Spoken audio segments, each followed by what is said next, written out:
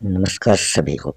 आप सभी का आपके अपने इस YouTube चैनल पर हार्दिक स्वागत है। आज हम फर्स्ट ग्रेड से संबंधित जो टॉपिक है रस निष्पत्ति, तो हम आज रस निष्पत्ति के बारे में अध्ययन करने जा रहे हैं। तो शुरू करते हैं रस निष्पत्ति। सर्वप्रथम भरत मुनि ने विभाव, अनुभाव एवं संचारी भावों के संयोग से रस की उत्पत्ति मानी है। कि भरत मुनि ने जो रस की उत्पत्ति मानी है वो मानी है विभाव, अनुभाव, संसारी भाव के संयोग से। फिर है मीमांसक भट्ट लोलट ने उत्पत्तिवाद, जिसको आरोपवाद भी कहा जाता है और इसका नाम उपच्यवाद भी है, तो ये भट्ट लोलट के द्वारा दिया गया सिद्धांत है जो रस निष्पत्ति से संबंधित है।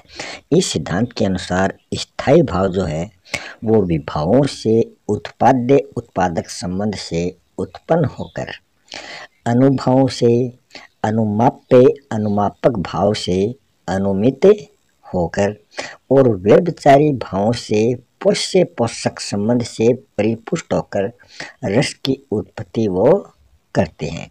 तो यहाँ विभाव, अनुभाव और व्यभिचारी भावों के बारे में बताया गया है कि विभाव में तो उत्पाद्य उत्पादक का संबंध होता है और अनुभाव में अनुमाप्य अनुमापक का संबंध बताया गया है और व्यभिचारी भावों में पोष्य पोषक का संबंध इसके अंतर्गत भट्ट लोलट ने बतलाया है।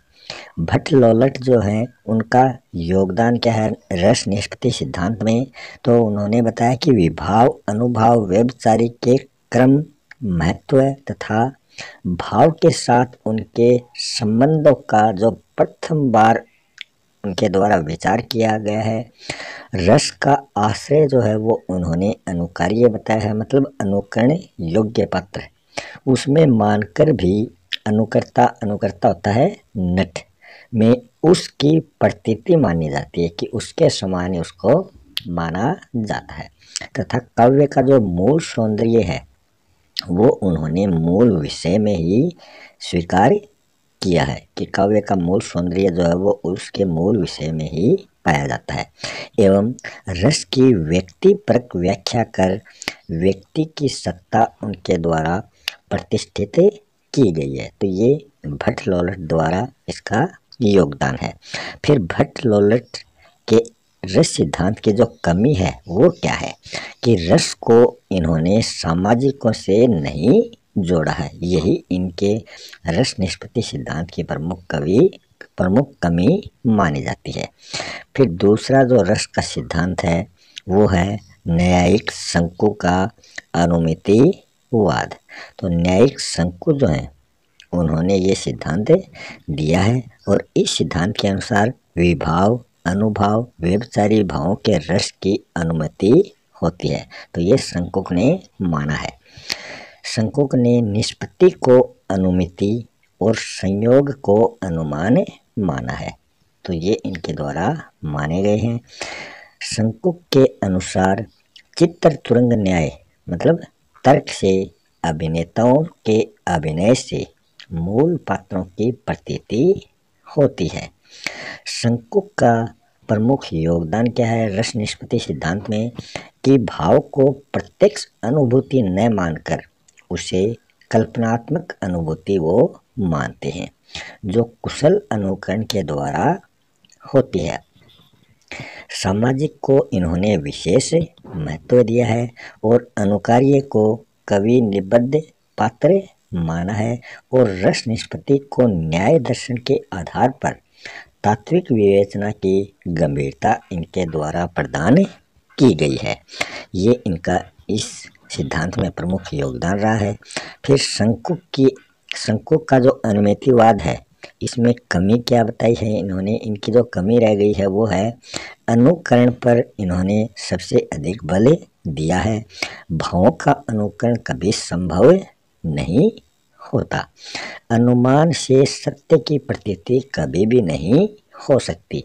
तो ये इनके सिद्धांत की प्रमुख कमियां देखी गई हैं। फिर आगे है सांख्यिक भट्टनायक का भुक्तिवाद या फिर इसको साधारणीकरण भी कहा जाता है। तो ये भट्टनायक द्वारा दिया गया विचार है।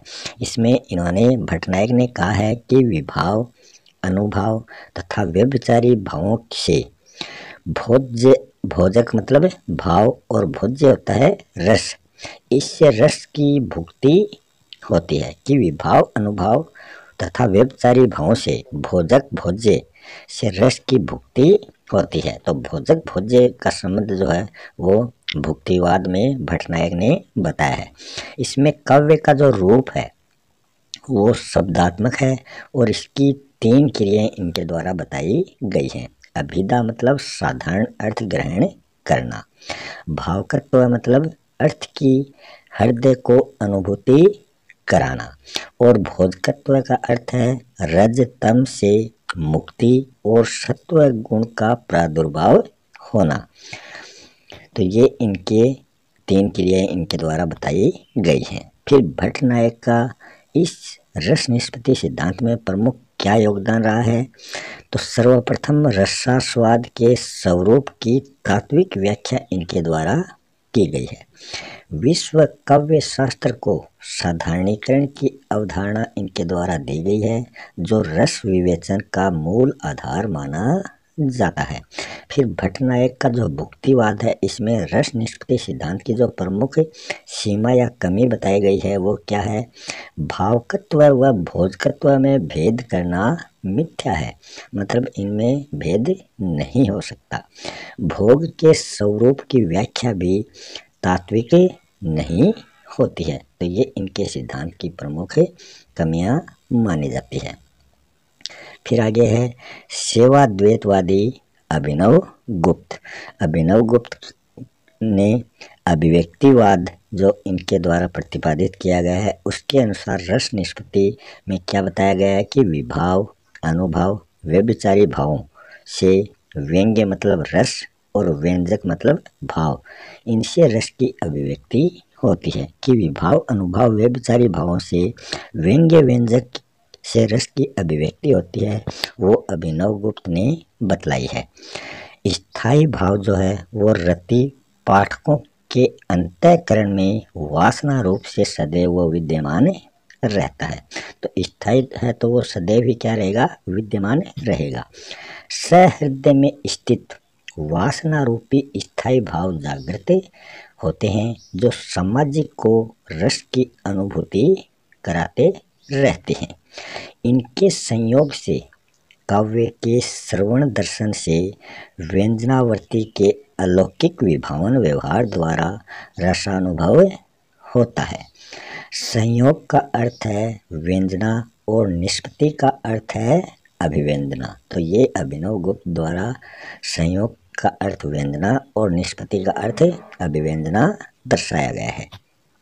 काव्य जो है वो नए भावों की सृष्टि नहीं करता, वह तो भावों की अभिव्यक्ति का प्रमुख साधन मात्र माना जाता है। तो ये भी इनके द्वारा बतलाया गया है। अभिनव गुप्त का प्रमुख जो योगदान है इस सिद्धांत में वो क्या है? सामाजिक में रस की निभ्रांत रूप से स्वीकृति इनके द्वारा दी गई है। साधारणीकरण को व्यापक बताकर रसास्वाद की आनंदमयता को इन्होंने प्रामाणिकता दी है। सामूहिक रूप से चेतना से समष्टिगत रस की प्रकल्पना पर इन्होंने बल दिया है। फिर इस सिद्धांत में इनकी जो कमी रह गई है, अभिनव गुप्त की जो सीमाएं हैं, जो कमी है वो क्या है? सर्जक व अभिनेता के महत्व की इनके द्वारा उपेक्षा की गई है। कि जो सर्जक होता है और अभिनेता होता है उसके महत्व की इन्होंने उपेक्षा कर दी है। तो यही इनकी प्रमुख कमी रही है। आचार्य श्याम सुंदर दास ने साधारणीकरण को योग की मधुमती भूमिका, जिसमें तर्क वितर्क मुक्त दशा में देखने को मिलते हैं, से इसकी तुलना की है। तो ये मधुमती भूमिका जो है इससे तुलना की है। रामचंद्र शुक्ल ने भट्टनायक के समीप ही काव्य में वर्णित आलंबन को पाठक का भी आलंबन माना है। कि जो काव्य में वर्णित आलंबन है वो पाठक का भी आलंबन इन्होंने मान लिया है, तथा निर्विशेष शुद्ध और मुक्त हृदय द्वारा विषय को ग्रहण करके रस का लोकोत्तरत्व जो है वो विभावन व्यापार का अलौकिकत्व माना है।